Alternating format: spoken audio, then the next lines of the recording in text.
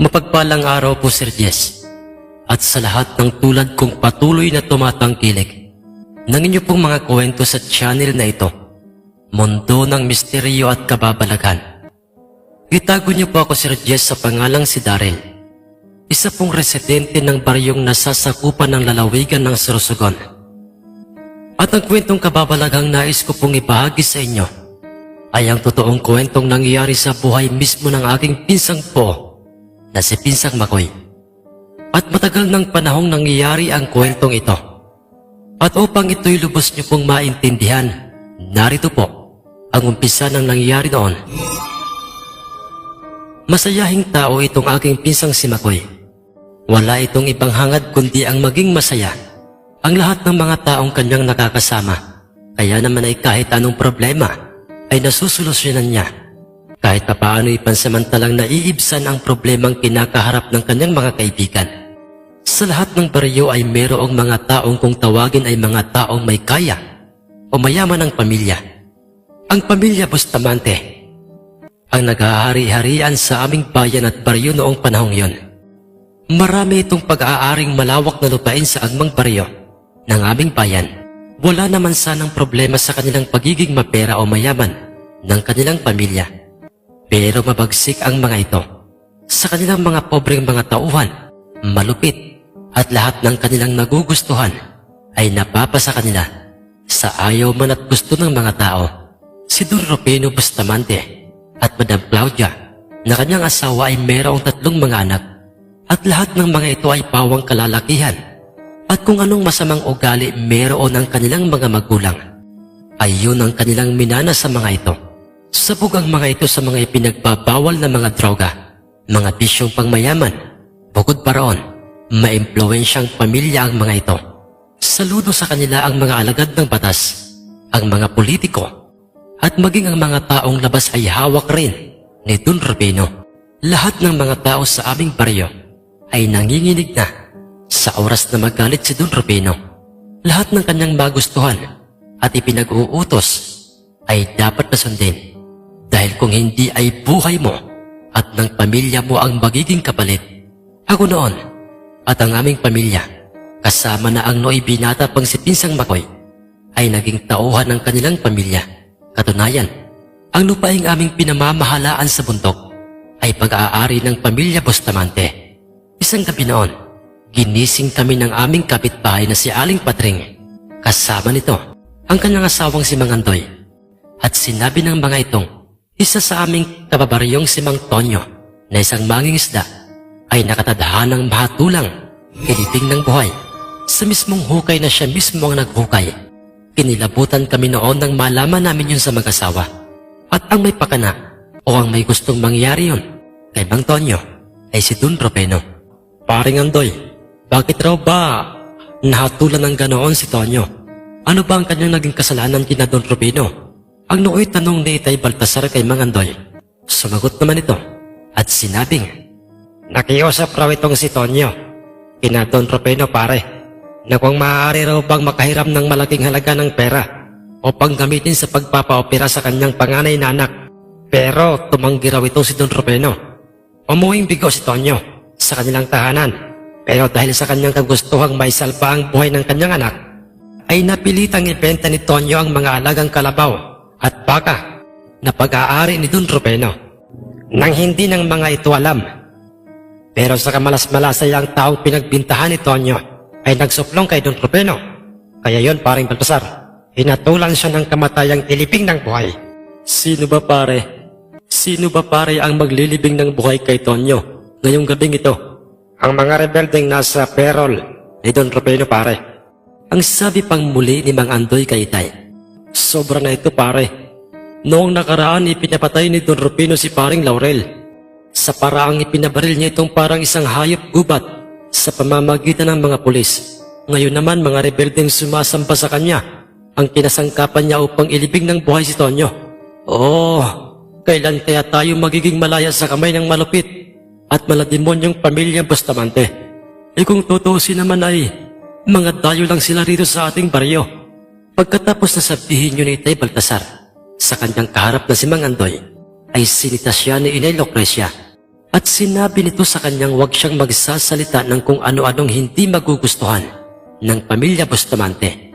Dahil baka matulad siya sa nangyari kina Mang Laurel at Mang Tonyo at iba pang mga naunang biniktima ni Don Rufino. Nag-aasal Diyos at hari noon sa aming bayan at baryo, ang pamilya Bustamante. Lahat ng makarinig sa kanilang angkan o pamilya ay hindi maiiwasang manginig sa matinding takot. Walang sinisino ang mga ito. At kahit katulad nilang may kaya sa buhay, ang nakakabangga nila, nagkagawa nila ang mga itong sintakin at ipadukot. Inisip na lang ng ilan sa aming mga kabaryo noon na iwan na lang ang aming bayan at magibang lugar. Ngunit may bantang iniwan at itinatak sa amin ang amang si Don Rufino. Tandaan nyo ito. Sino man sa inyo rito sa baryong ito ang umalis at tumakas sa mga kalalakihang pinagkakatiwalaan ko sa aming mga lupain, ay hindi kayo makakatakas sa akin. Hahanapin ko kayo't ipapadukot at pagkatapos ay puputulan ko kayo ng ulo. Ang taas noo at nakangisip ang parang diablong paalala ni Don Rufino sa aming lahat. Ngunit ang kwentong ito ay kagaya ng sinabi ko sa inyo sa umpisa, na ang kwentong ito ay kwento ng aking pinsang si Pinsang Makoy. Ano ba ang kanyang magiging ugnayan sa pamilya Bustamante? At sino o kanino galing ang binabanggit na bertud ng aswang? Dito po, magsisimula ang tungkol sa ating mga katanungang yan. Nang maglaoy, nagpatuloy pa ang pagiging hari-harian sa aming bayan at baryo ni Don Rufino. At itong aking pinsang si Pinsang Makoy ay nagpasya na ngang bumuo ng pamilya. Nakilala nito si Victoria, taga-kabilang bayan, nang ito'y bumisita sa aming kabaryong tiyuhin niyang si Mang Ben. Maganda si Victoria, simple at siya'y nagustuhan at minahal ni Pinsang Makoy. At nang maglaoy, naging sila at nagsama na sa iisang bubong. Hindi lingid sa kaalaman ni Victoria ang patungkol sa pagiging malupit at masama ng pamilya Bustamante. Kung kaya't ipinaalam niya kay Pinsang Makoy na doon na lamang sila maninirahan sa kanilang mismong bayan. Subalit hindi roon pumayag si Pinsang Makoy dahil nanariwa sa isip niya ang panta ni Don Rufino sa lahat ng mga kalalakihan hanggang sa sila'y magkaroon na nga ng isang panganay na anak. At doon magsisimula ang mabigat na pagsubok sa buhay ni Pinsang Makoy at magpapabago ng kanyang pagkatao. Walang malay noon si Pinsang Makoy na ang kagandahan ng kanyang asawa'y nakatawag ng pansin sa pagkatao ng malademonyong si Don Rufino. Tinawag nito ang kanyang bataang nagngangalang si Pueblo at sinabi nitong, Pueblo, ilang si Victoria na asawa ni Makoy. Maganda siya, ha? At gusto ko siyang angkinin at pagsawaan ng magdamag. Ano po bang plano nyo, Don Rufino? Gusto ko mamayang gabi dukutin nyo siya at dalhin dito sa aking malapalasyong tahanan. Tamang-tama, wala rito ang aking pamilya. Nasa ibang bansa sila at nagpapakasyon. Pero Don Rufino, paano po kung pumalag ang kanyang asawang si Makoy? Ano pong gagawin namin? Magsama ka ng dalawa pa sa ating mga tauhan. Nariyan si Odober at si Ariston. Pueblo, isama mo sila. At sa oras na pumalag at manlaban si Makoy, tatarin nyo ng bala ang kanyang katawan at itapon nyo sa dagat nang mapakinabangan naman ang kanyang bangkay ng mga pating. Mabilis namang sinunod ng mga tauhan ni Don Rufino ang kanyang masamang ipinagagawa sa mga ito. At nang mismong gabing yun, ay nangyari ang hindi inaasahan sa buhay ni Pinsang Makoy. Mahimping ang kanilang pagkakatulog sa kubo. Sa kubo-kubong kanyang itinayo, kung saan ito'y may kalayuan pa sa maraming kabahayan. At ito'y napapaligiran ng mga punong kahoy. May alagang dalawang mga aso noon si Pinsang Makoy. Matatapang ang mga ito at nakalpas lang ang mga ito o mga walang tali. Ngunit hindi na nagawa pang kumahol ng mga ito dahil sa ang mga ito'y hinagisan ng dalawang mga tauhan ni Don Rufino ng mga pagkaing may lason. Kung kaya't matapos na mabusog ng mga ito'y agaran din ang mga itong nangisay-ngisay. At do'y marahang inihakbang ng tatlong mga armadong kalalakihan ang kanilang mga paa patungo sa pintuan ng kubo nila Pinsang Makoy. At dahil sa ito'y gawa lamang sa kawayan at pawid, ang pintuan oy, kung kaya't madali lang itong nasira at nabuksan ng mga tauhan ni Don Rufino. Agara namang nagising si Pinsang Makoy na alimpungatan silang mag-asawa at do'y gamit ang matipid na liwanag na inililikha ng kanilang kasera sa kabuuan ng loob ng bahay nila'y bumungad sa kanilang paningin ang tatlong mga nakangising mga armadong kalalakihan. Sino kayo? Anong sadya nyo sa amin? Papango na sana si Pinsang Makoy upang abutin ang kanyang nakasabit na itak na nasa mismong haligi ng kanilang kubo. Ngunit sipa, tadyak at suntok ang kanyang tinamo sa tatlong mga armadong kalalakihan. Dahilan upang siya'y namimilipit na napapagsak sa sahig ng patihaya. Samantalang ang kanyang asawa'y nanginginig na sa tindi ng takot at hindi na nito alam pa kung ano ang kanyang gagawin. Habang paulit-ulit nitong binabanggit ang pangalan ng kanyang asawang, si Pinsang Makoy. Mga hayop kayo. Huwag niyong gawin ito sa amin. Pasensya ka na, Makoy. Trabaho lang ito at walang personalan. Sumusunod lang kami sa utos ni Don Rufino. Malas mo, Makoy. At nag-asawa ka ng maganda at nagustuhan pa ni Don Rufino. Kanina pa siyang umagang hindi mapakali. Atat na siyang angkinin at pagsawaan ng asawa mo. Mga hayop kayo. Nanlaban pa sana si Victoria, ngunit isang malakas na suntok sa kanyang sikmura ang ipinagkaloob sa kanya ng tauhang si Pueblo, dahilan upang ito'y mawala ng malay tao. Alam nyo na ang nararapat nyong gawin kay Makoy. Ang utos ni Don Rufino, pag nanlaban, tabtarin ng bala. Sinika pa sanang manlaban ni Pinsang Makoy, ngunit tinadtad na siya ng bala ng baril sa kanyang katawan ng dalawang mga armado. Pueblo, ang sangkol umiyak. Damay nyo na. Patayin nyo na rin ang sangkol na yan. Imbis na bala ng baril ang gamitin ni Odober upang kitlan ng buhay ang sanggol, ay naisip nitong bunutin ang kanyang matalas na kutsilyo. At yun ang ginamit niya sa umiiyak na sanggol. Inundayan nito ng sunod-sunod na saksak ang sanggol hanggang sa ito'y mamatay. At pagkatapos no'y itinapon nila sa malalim na karagatan ang bangkay ng mag-ama. Maraming nakarinig ng pangyayaring yun. Maging kami man, kami nila Itay. Ngunit nabahag ang aming mga buntot. Gustuhin man naming iligtas ang pamilya ni Pinsang Makoy sa mga tauhan ni Don Rufino. Ngunit pinangunahan kami ng takot. Armado ang mga ito. At ano ang magagawa ng aming mga itak sa kanilang mga armas? Walang sawang pinagsamantalahan ng diablong si Don Rufino. Ang kaawa-awang si Victoria. Nagkamalay pa ito sa ginawang pambababoy sa kanya ng Don at nagmakaawa ng paulit-ulit. Ngunit mas lalo pa siyang binaboy ng binaboy ni Don Rufino. At nang magsawa na ito sa kanya, pinatay niya ito sa pamamagitan ng pagsakal sa kanyang leeg. At inutusan niya ang tatlong sina Pueblo na dalhin sa gubat ang kanyang bangkay at doon ay ilibing. Patawarin mo sana kami, Pinsang Makoy. Naduwag kami. Hindi ka namin nagawang iligtas dahil wala rin kaming magiging laban sa mga tauhan ni Don Rufino. At sana'y kung saan ka man ngayon ay mapanatag na ang kaluluwa mo. Hayaan mo sanang Diyos na ang humatol sa mga kasamaan ni Don Rufino. Ang sabi ko noon sa aking sarili habang ako'y nakatanaw sa malalim na karagatan. Itay, ano pong plano natin ngayon kay Pinsang Makoy? Anak Darrell, wala tayong magagawa sa ngayon para sa kanya, kundi siya ipagdasal.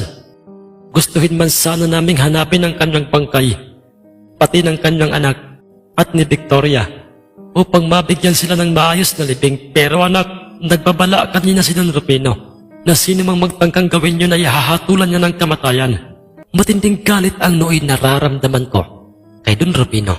Subalit hanggang doon lamang yon. Wala kaming laban sa taong inukupan ng diablo ang kanyang pagkatao. Ngunit lingid sa aming kaalamay, sinuwerte pa rin mabuhay itong si Pinsang Makoy. At parang isang himala ang nangyari sa kanyang buhay. Dahil sa tindi ng pressure o voltahe ng dagat, dinala ang kanyang naghihingalo at nanghihinang dugo ang katawan ng karagatan sa isang baryong malayo sa aming kinaroroonan. Ngunit batid ng mga residente raon ang kasamaan ni Don Rufino. Madaling araw ng mismong mangyari yon kay Pinsang Makoy ay isang mangingisda ng nasabing baryo ang nakakita sa naghihingalong si Pinsang Makoy at ito'y nakadapa sa dalampasigan sa mismong buhanginan. Diyos ko, sino kaya ang lalaking ito? At parang ito'y tinorture. Kawawa naman siya. Ang sabi ng mangingisda at dahil sa gusto nitong isalba ang buhay ni Pinsang Makoy, ngunit hindi niya kakayanin ng mag-isa yon. Kung kaya't, tinawag niya ang kanyang dalawang kasamahang papalaot pa lang sana. Nako, parang Tonyeng, nakakaawa naman siya. Siguro ibiktima siya sa kasama ni Don Rufino. Sinwerte lang siya at hito buhay pa siya. Kaya ano pang ating iniintay, dalian natin. Pagtulungan natin siyang dalhin sa bayan. Yun na sana ang gagawin nila. Ngunit kalaunay napaisip ang mga itong kung dadalhin nila sa bayan o sa hospital si Pinsang Makoy ay baka manganib ang kanyang buhay. Paring Kanor, paring Takyo, ano kaya kung dalhin natin siya sa kay Tatang Batoy? Yun bang manggagamot o albularyo na rin at nakatira sa kanyang itinayong bahay sa pinakang gubat?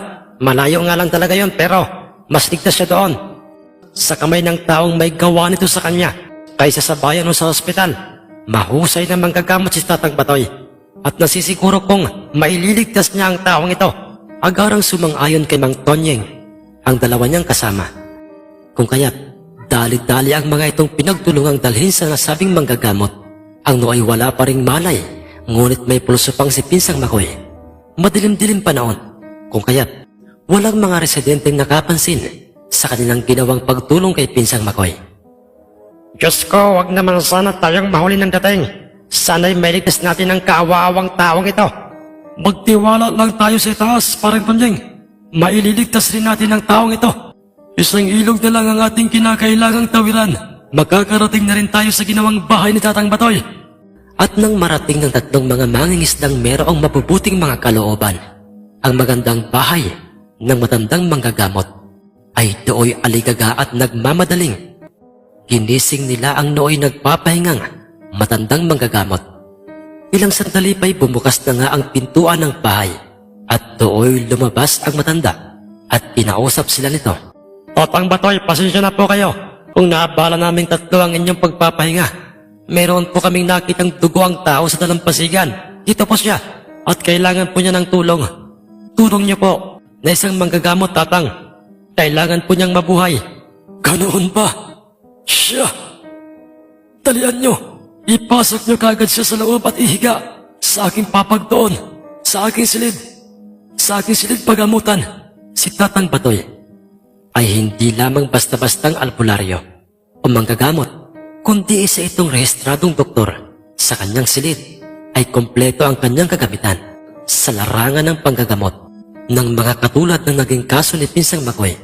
Ngunit walang sino mang nakaalam kung bakit mas ninais nitong maglingkod ng libre kaysa maging doktor ng isang pampubliko o pampribadong hospital. Tinuro ka ng anestesyang pampamanhid ni Tatang Batoy si Pinsang Makoy at nang sa kanyang tansay nagkabisa na yun sa kanyang katawan ay doon na niya inumpisahang alisin ang mga bala ng baril sa kanyang katawan at yun ay naging maayos at naging matagumpay. Tatang Batoy, kumusta na po ang kalagayan niya? Ang nooy halos magkakasabay-sabay na usisa ng tatlong mangingisda sa matandang manggagamot. Maswerte siya at katulad niyong mga tao ang nakakita sa kanya.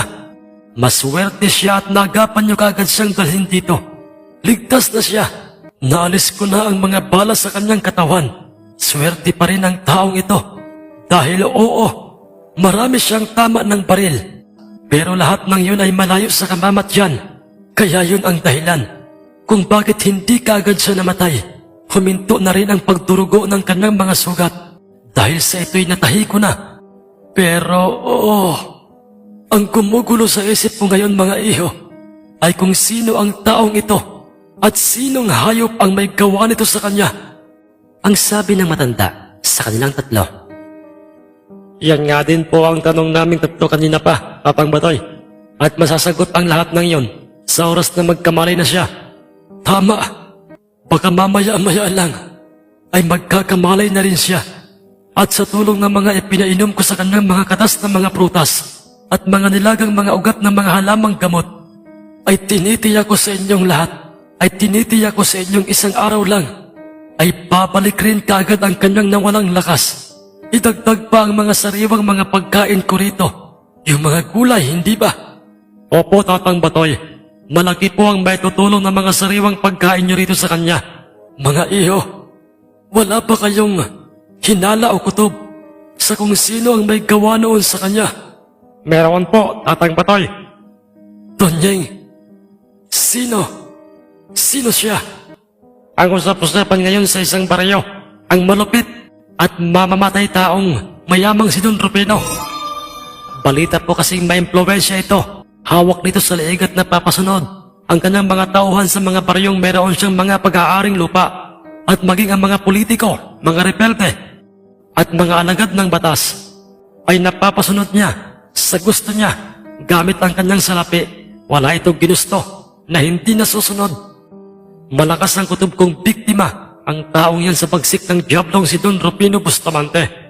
Natahimik si Tatang Batoy at nagbagong bigla ang aura ng kanyang hitsura nang marinig niya ang pangalang Don Rufino na para bang kilalang kilala niya ang mayamang Bustamante. Malalaman natin kung totoo yan, Tonyeng, sa oras na magkamalay na ang ating pasyente. Ang sagot ng matandang manggagamot at pagkatapos nooy pansamantalang nagpaalam sa matanda ang tatlong mangingisda at sinabing babalik na lang sila sa oras na magkamalay na ang aking pinsan at naiwang tulala at malalim pa rin ang iniisip ni Tatang Batoy.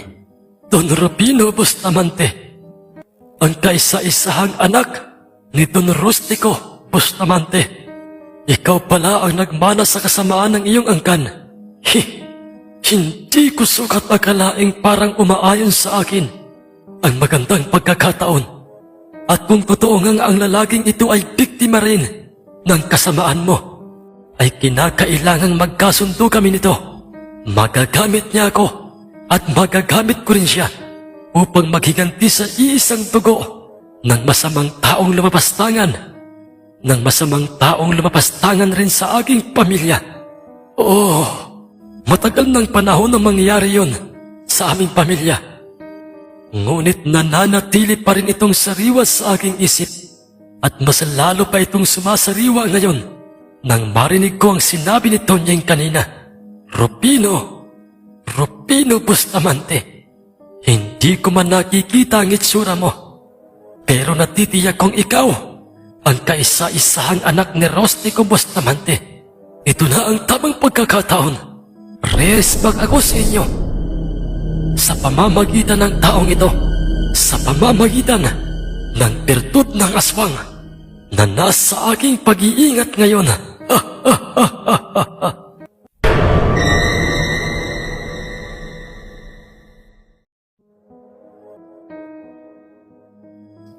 Magandang araw po sa inyong lahat, mga mahal kong kamundo. Pakinggan po natin ngayon ang pagpapatuloy at huling bahagi ng kwentong ating pinamagatang, ang bertud ng aswang na ginamit sa paghihiganti. Narito po ang pagpapatuloy ng ating kwento. Kinaumagahan din mismo ng araw na yon, sa ganap na alas 7:30, ay nagkamalay na nga itong si Pinsang Makoy. At Toy, nasaan ako? Kaninong bahay ito? Ang aking pamilya, ang aking asawa at anak, nasaan sila? Huminahon ka muna, iho. Ipanatag mo muna ang sarili mo. Dahil ang totoo, ikaw rin mismo ang makakasagot sa mga katanungan mong yan. Ang mahalaga sa ngayon, nakaligtas ka na sa tiyak na kamatayan. Ang sabi ng matandang manggagamot sa kanya. Tatang, sino po kayo? Papaano ako nakarating dito? Ang natatandaan ko ay... Doon na nagumpisang humagulgol ng pag-iyak si Pinsang Makoy nang sumariwa na sa kanyang lahat. Ang lahat ng nangyari sa kanya at sa kanyang pamilya. Napakahayop nila. Napakahayop niya. Pati sa akin at sa aking pamilya ay ginawa niya ang kahayupang ito. Hindi ko siya mapapatawad. Hindi ko mapapatawad ang mga taong sumira sa aking pamilya at sa aking buhay. Ano ba, iho, ang pangalan mo? Sino ka? At taga saang lugar ka ba?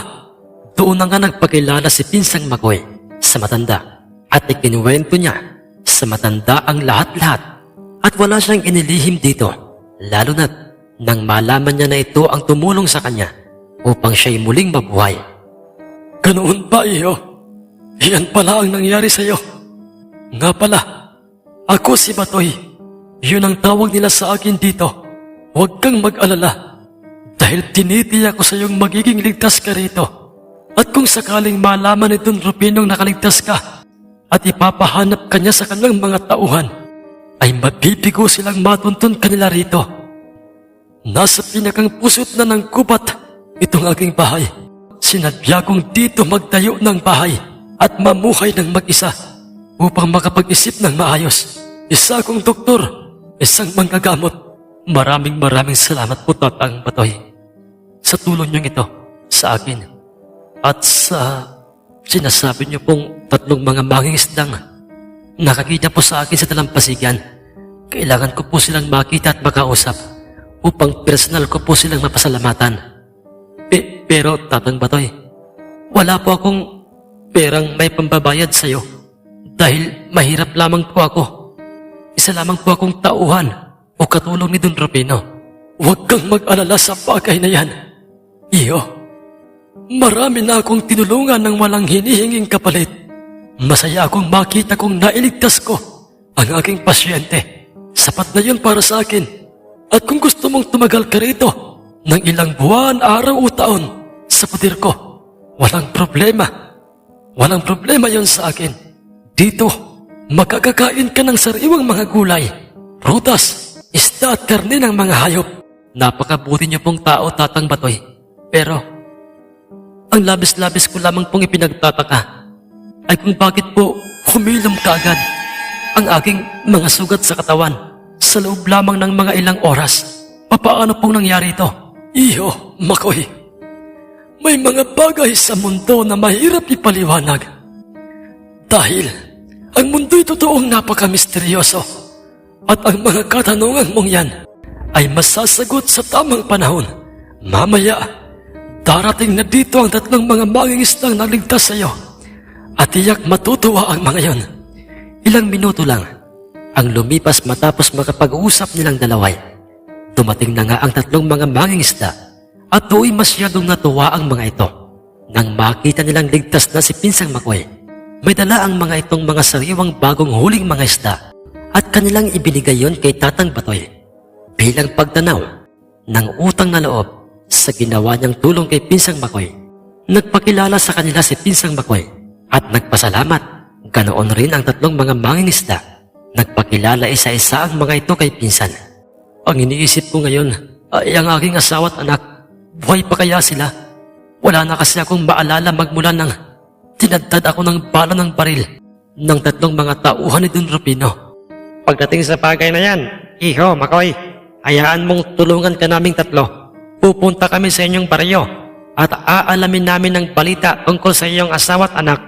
Ang sabi ni Mang Tonyeng, sumang-ayon naman sa kanyang gustong mangyaring yon ang 2 niyang kasamang mangingisda, ngunit tumutol doon si Pinsang Makoy dahil, "Huwag na po, Tatang Tonyeng.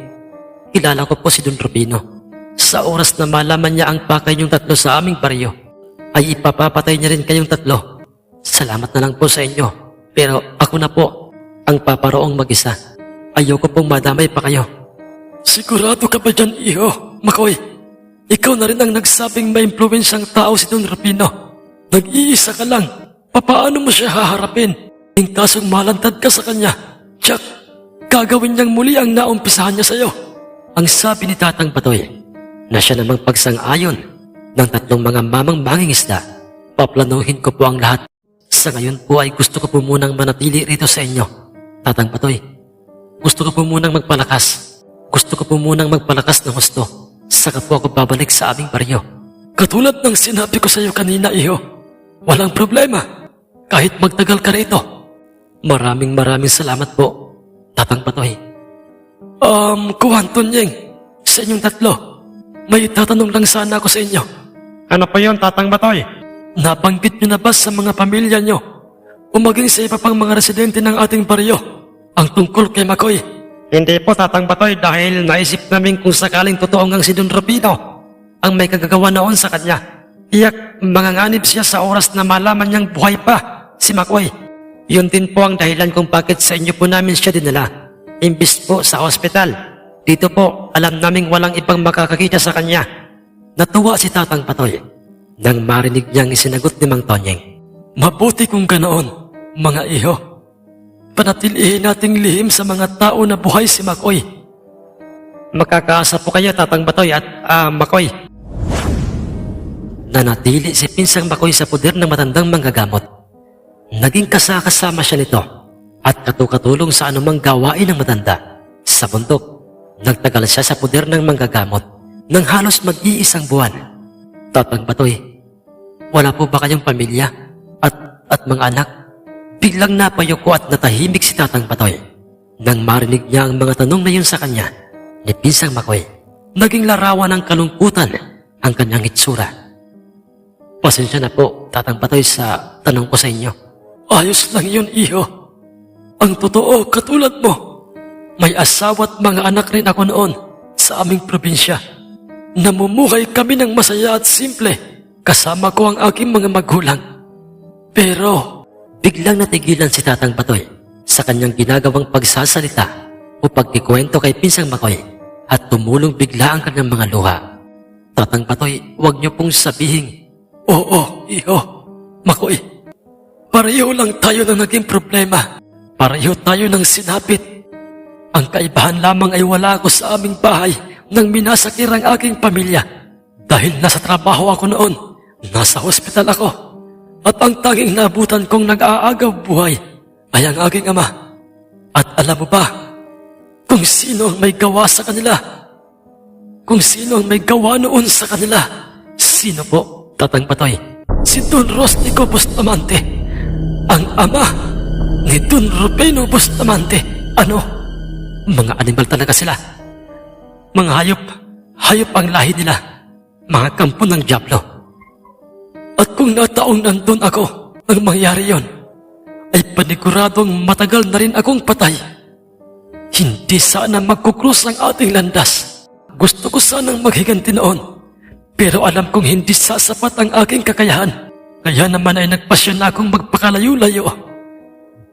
Dala ang sama ng loob at galit sa pamilya Bustamante. Isinadyos ko na lang ang lahat. Umaasa akong darating ang tamang panahon na makakatagpo rin ng katapat ang pamilya Bustamante. Kinakailangan ko na pong kumilos, Tatang Batoy. Uunahin kong patayin si Don Rufino. Papatayin man ako ng kanyang mga tauhan. Ang mahalagay nauna ko na siyang idispatsa. Malakas ang loob mo, iho. At yan ang mala sa akin noon. Naduwag ako na kahit pa'y nasa akin ng alas na maaari kong gamitin upang may paghiganti ko ang aking pamilya. Nagtatakang napatitig si Pinsang Makoy sa matandang manggagamot nang marinig niya ang sinasabi nitong alas. Alas? Tatang Batoy, ano pong alas ang tinutukoy niyo? Oo, iho. May matagal na akong iniingat ang bagay na nasa akin. Nasa loob nitong aking bahay. At sa oras na ito'y nasa iyong bibig na, ay may sasagawa mo na nang walang kahirap-hirap ang paghihiganti sa pamilya Bustamante. Tatang Batoy, gusto ko pong makita ang alas na yan upang magamit ko sa aking paghihiganti o sa ating paghihiganti sa pamilya Bustamante. Sige, iho. Halika, sumunod ka sa aking silid. Magkasama silang pumasok sa loob ng kwarto ng matandang manggagamot. At Toy, nakita niyang binuksan ng matanda ang sinaunang mataas na aparador. At Toy, hindi. Totoo ba itong nakikita ko sa loob ng inyo pong aparador, Tatang? Merong nakatayong matandang lalaki. Kulubot na ang kanyang balat. May mahabang pangil pero hindi pa ito naaagnas. May tali ang kanyang leeg, Tatang. Sino po ang matandang yan? At bakit mo siya tinago sa loob ng inyo pong aparador? Buhay pa po ba siya? Ang tanong ni Pinsang Makoy sa matanda. Matagal na panahon na siyang patay, iho. At ako mismo ang pumatay sa kanya. Siya ang birtudang aswang noon sa aming probinsya.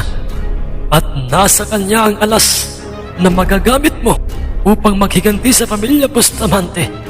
Ang alas na binabanggit ko at kailangang mailagay mo sa loob ng iyong bibig at sa iyong katawan ay ang kanyang birtud. Ang birtud na ito. Ang birtud ng aswang na ito. Birtud ng aswang, Tatang Batoy. Totoo po ba ang naririnig ko sa inyo? Oo, iyo. Gusto ko sanang kunin ito sa kanya at isubong parang candy sa aking bibig at lunukin. Pero nakaramdam ako ng takot sa aking sarili dahil ano po, Tatang Batoy? Sa oras na nasa katauhan mo na, ang kanyang birtud ay hindi ka na mabubuhay ng normal. Magiging isa ka na ring aswang. Nakahanda po akong maging aswang o impacto. Tatang Batoy, may paghiganti ko lang ang aking pamilya dahil malakas talagang hinala kong pinastang nila ang aking asawa't anak. Sigurado ka na ba, iho, sa iyong naging desisyon? Opo, Tatang Batoy. Ibinuka ni Tatang Batoy ang bunganga ng matandang aswang at do'y dinukot nito ang bilog na batong kulay itim at dinala sa kanyang harapan o kay Pinsang Makoy. Hindi! Ang bangkay ng matandang birtudang aswang ay paunti-unti na itong naaagnas at ito'y naging isa na lamang abo. Anong kababalaghan ba ito? Ang gulat na pagkakasabi ni Pinsang Makoy. Iho, ito ang birtud ng aswang. Ang itim na batong ito. Sa oras na ito'y sinubo mo at pumasok na sa loob ng iyong katawan o sa iyong tiyan, ay ang pagiging aswang na ang maghahari sa iyong katauhan. At hindi mo na ito makukontrol pa. Ito rin ang ginamit ko upang mabilis na humilom ang iyong mga sugat. Ibinabad ko ito sa pinaghalong tubig at langis at ipinamunas ko ang pinagbabara ng mutyang ito sa iyong mga sugat at ang bisa nito sa iyong pagkatao ay magkakaroon ka ng mga kakayahang wala sa isang ordinaryong tao. Magagawa mong magpalit anyo bilang isang malaking aso, ibon at pusa. Maririnig mo rin ang mga pag-uusap ng mga tao kahit may distansya o may kalayuan ng mga ito sa kinaroroonan mo. At may lakas kang walang katulad sa oras na ikaw ay nasa anyong aswang. Ngayon, iho, buo pa rin ba ang desisyon mong yakapin ang pagiging birtudang aswang? Ang totoo ay nagkaroon ng pagdadalawang isip noon si Pinsang Makoy. Ngunit biglang sumagi sa kanyang alaala ang kahayupan ni Don Rufino. At doon na walang bigla ang pagdadalawang isip na yun ni Pinsang Makoy. Kinuha niya ang birtud ng aswang sa kamay ni Tatang Batoy at walang pagsisisi niya itong isinubo at nilumod. Uminit kaagad ang kanyang pakiramdam na parang may dumadaloy na ibang pagkatao sa kanyang katauhan. Sumigla ang kanyang pakiramdam at gumaan. Tatang Batoy, mamayang gabi po. Mamayang gabi mismo, pupunta ako sa malapalasyong tahanan ni Don Rufino. Maghihiganti tayo. Sa wakas magkakaroon na rin ng hustisya ang naging kamatayan ng ating mga pamilya, iho. Makoy, tinupad ni Pinsang Makoy ang kanyang binabalak. Naglakbay siya patungong pareho kung saan naroon ang pamilya Bustamante. Totoong lahat ang nangyari. Totoong lahat at nangyari ang mga sinabi ni Tatang Batoy. Nakaririnig siya ng mga boses na nag-uusap sa malayo.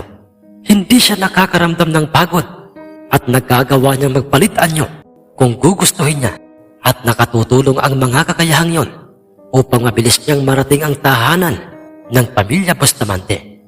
Nagising ang nooy natutulog pang tauhang si Pueblo nang maramdaman niyang may umaangil na malaking itim na aso sa kanyang paligid habang ito'y nagbabantay sa tahanan ni Don Rufino.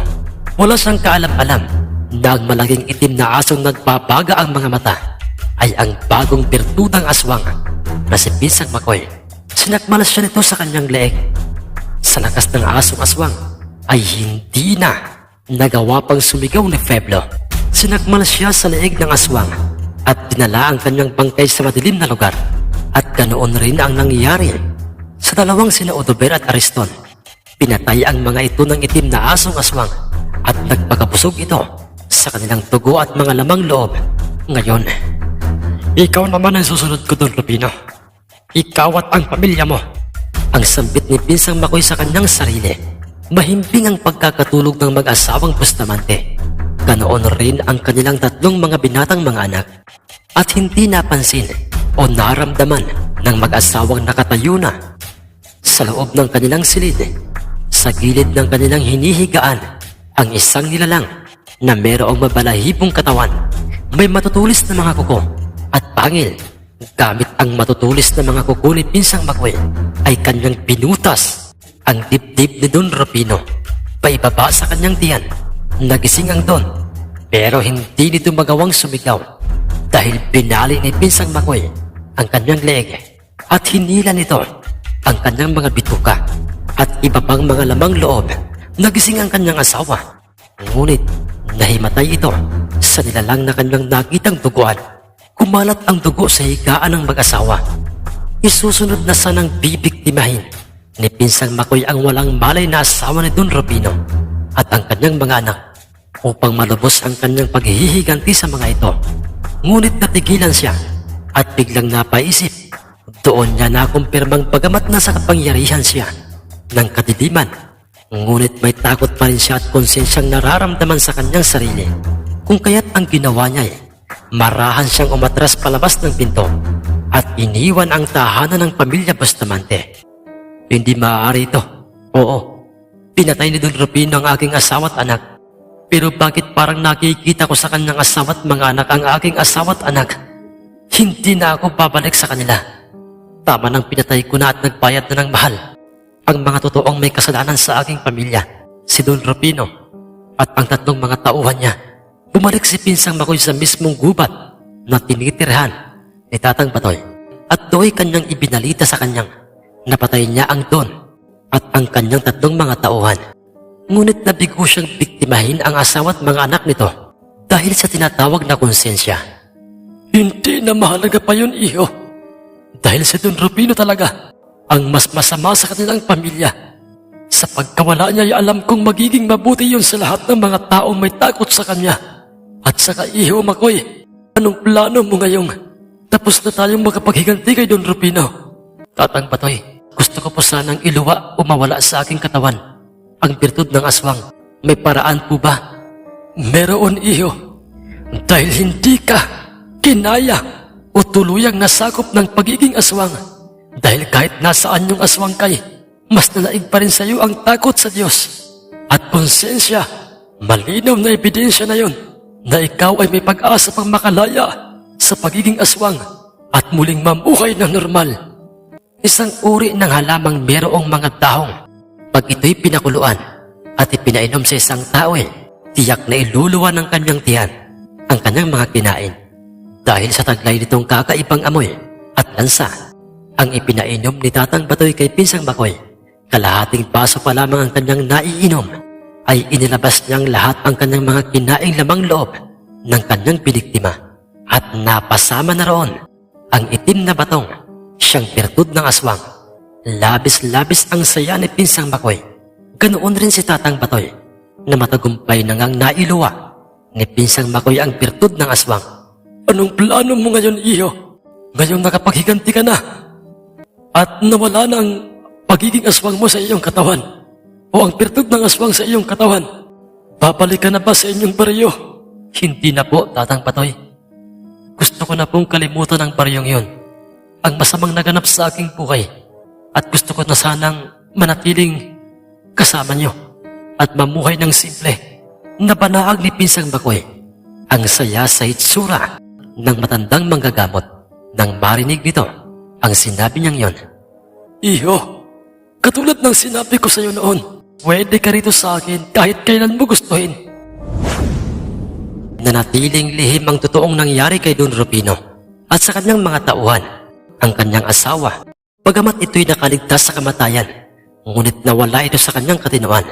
Dahil sa kanyang nakitang dugoang nilalang, doon pa lamang nakalaya ang lahat ng mga taong hawak sa leeg ni Don Rufino. Nang ito'y mamatay, ang alam ng iba'y patay na si Pinsang Makoy, pero nananatiling lihim sa amin nila itay at inay ang kaalamang buhay pa ito. Dahil ang kwento ng kanyang pagiging aswang at ang paghihiganti ay kanyang isinulat sa isang papel at kanyang inilagay ng palihim sa aming mesa hindi na namin nakita pang muli si Pinsang Makoy. Ang aking pinsang naghiganti sa isang taong malupit at ginamit niya ang birtud ng aswang sa kanyang paghihiganti.